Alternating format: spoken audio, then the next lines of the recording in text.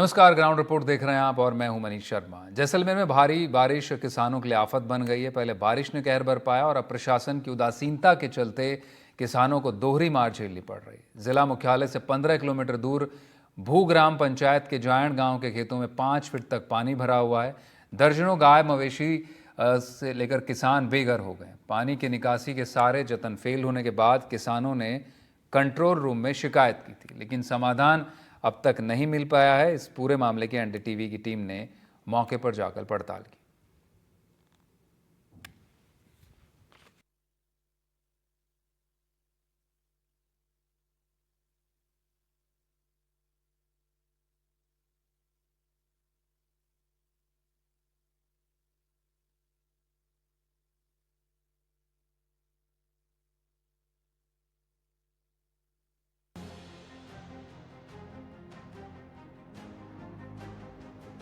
आफत की बारिश ने किसानों के सामने मुसीबत खड़ी कर दी है। हालात ये है कि किसानों को सड़क पर आकर विरोध जताना पड़ रहा है।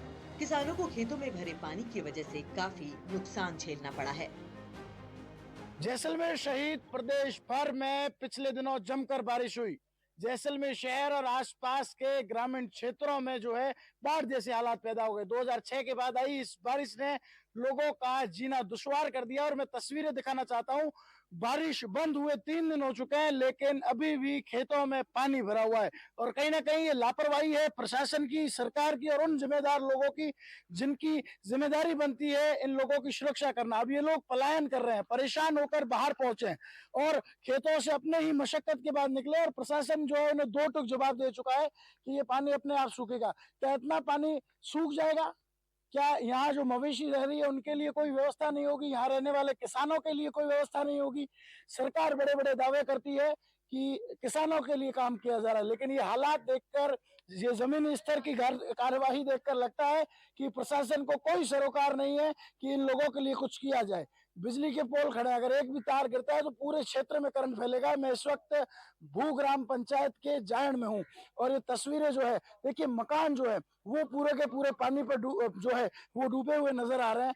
पेड़ जो लगे हैं उनके सहारे लोग धीरे धीरे बाहर निकले हैं और 3 दिन से यही आलम है और बताया जा रहा है कि पानी जो है वो आगे निकलने नहीं दिया जा रहा है। कुछ लोगों की हठधर्मिता के चलते कई दर्जनों लोगों की जान जो है वो खतरे में बनी हुई है। मैं यहाँ पर कुछ किसान हैं उनसे भी बात करूंगा, लेकिन आप ये तस्वीरें देखिए, ये उस प्रशासन की हकीकत बयां करता है जो दावे कर रहा है कि जो है वो हम लोग लोगों तक पहुंच रहे, लेकिन ऐसा हुआ नहीं है। मेरे साथ यहाँ के कुछ लोग हैं, उनसे बातचीत करते हैं। क्या स्थितियां बनी हुई है? स्थितियां आपके सामने आंखों के आगे पड़ी है। प्रशासन ने कंट्रोल रूम लगाए कि कहीं भी किसी भी जनता को कोई तकलीफ होती है तो कंट्रोल रूम में मैसेज करे और इमीडिएटली वहां पे है जो आपको सुविधाएं प्रदान की जाएगी। हालात ये बने हुए हैं, आज बारिश को बंद हुए 3 दिन हुए हैं, हमारे आशियाने सारे पानी के अंदर पड़े हैं। जो भी हमारा सामान था वो पूरा का पूरा खराब हो चुका है। हमारी जितनी भी मवेशी थी आज वो मेन रोडों पे बैठी है। किसान हमारे वो रोड पे बैठे हुए खाना बना के खा रहे हैं, कोई सुनने वाला नहीं है। आगे किसी एक दो जनों की पर्सनली जिद के पीछे आज पानी रुका हुआ है। बरसाती पानी को इतना हम रोक नहीं पा रहे हैं। आप जो पीछे भी आपने देखे हमारे जो आशियाने में 3 दिन से ही जो पूरे पूरे पानी में, और निश्चित है जैसे थोड़ा सा पानी नीचे गया ये मकान गिरेंगे। हम दोरी मार मर गए। भगवान ने हमारी फसलों के नुकसान करा के बारिश करके हमारी कमर तोड़ी। इसी ढंग से प्रशासन ने हमारे का सहयोग न करके जिस तरह से आज हम तकलीफ उठा रहे हैं, दोहरी मार सहन कर रहे हैं, कोई सुनने वाला नहीं है हमारा।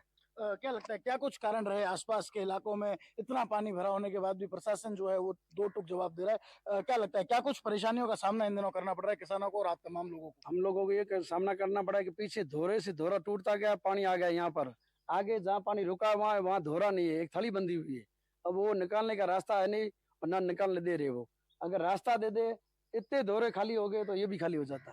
प्रशासन को हमने कंप्लेन दी कंट्रोल रूम में, कंप्लेन नंबर 510। वो यहाँ आके सर्वे करके गए, उन्होंने कलेक्टर साहब को रिपोर्ट दे दी। फिर हमने उनको कहा कि भाई कुछ कराओ, तो अब हम कुछ नहीं कर सकते। क्या बारिश बंद होगी, आपने मवेशी ऊपर ले ली, यहाँ कोई रह नहीं रहा है और ये आप ऊपर देख रहे हो लाइनें हैं। अगर तार टूट गया, इसमें करंट फैल गया, जवाबदार कौन होगा? 3 लाइनें चल रही है अंदर से, 3 फेज कनेक्शन है, 33 से 11 है। अब आप खुद ही अपने आंखों से देख रहे हो क्या हाल है। देखिए परेशानियों का जो सबब है वो लगातार बना हुआ है और आप स्थितियां देख रहे हैं कि कंप्लेंट देने के बावजूद जो है कोई कार्रवाई नहीं हुई है। अब लोगों की उम्मीद है कि इसको लेकर ये तस्वीरें देखने के बाद जिम्मेदार जागेंगे, क्योंकि आने वाले दिनों में फिर जो है वो भारी बारिश की चेतावनी है। पिछले 4 दिन से अधिक बारिश होने की जो चेतावनी दी गई है, 9, 10, 11 और 12 तारीख को अगर ऐसी ही बारिश फिर आती है तो हो सकता है कि इस इलाके में आने जाने के रास्ते बंद हो जाए और जो लोग यहाँ पर अपना सामान छोड़कर गए हैं, अपने मवेशियों को छोड़कर गए हैं, उनकी स्थिति और बदतर हो जाए। अब उम्मीद है कि ये तस्वीरें देखने के बाद जिम्मेदार जागेंगे और इस पर कार्यवाही करेंगे। किसानों की वेदना सुनने वाला कोई नहीं है। तमाम जतन करने और प्रशासन से कोई समाधान न मिलने पर किसान एनडीटीवी के पास पहुंचे। एनडीटीवी से बातचीत के बाद उन्होंने कैमरे पर जिला प्रशासन के कंट्रोल रूम और अतिरिक्त जिला कलेक्टर को भी फोन किए, लेकिन उनके दो टूक जवाब सुनकर सारी रियलिटी सामने आ गई। कंप्लेन की थी ग्राम पंचायत भू के जॉइन गांव की, और हमारे जो आगे पूरा पानी भरा हुआ था, हमारे मकान पूरे बीच में पड़े हैं, और आगे जो निस्टे निकालना था उसके लिए जेसीबी का बोला था कि आगे निकाल के पानी निकाल दिया जाएगा। अभी तक पानी सर निकला नहीं। ग्राम पंचायत भू के जॉइन गांव में 510 नंबर कंप्लेन थी। हेलो,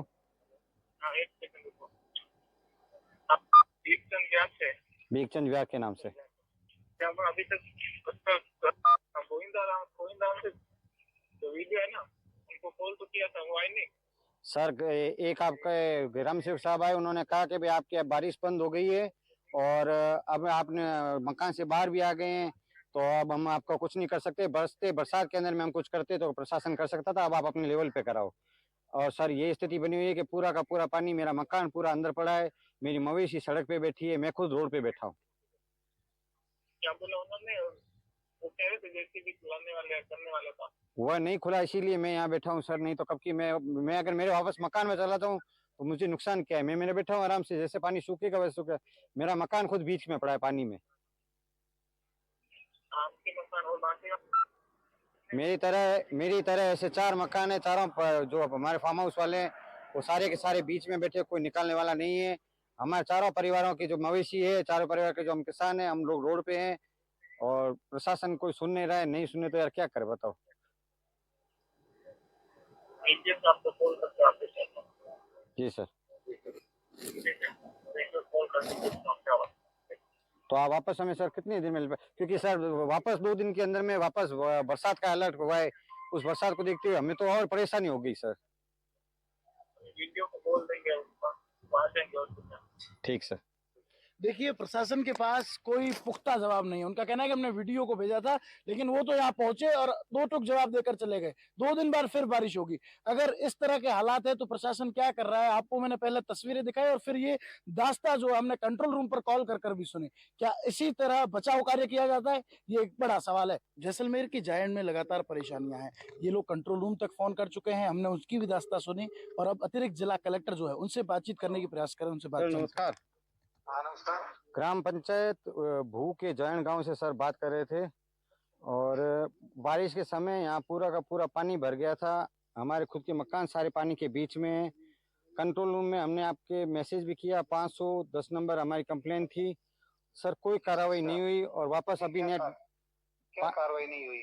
सर उन्होंने जो पानी का जो निकासी थी, उसको पानी की निकासी को खोल के पानी बाहर निकालना था, पर न तो कोई जेसीबी आई, न अभी तक कार्रवाई हुई। और एक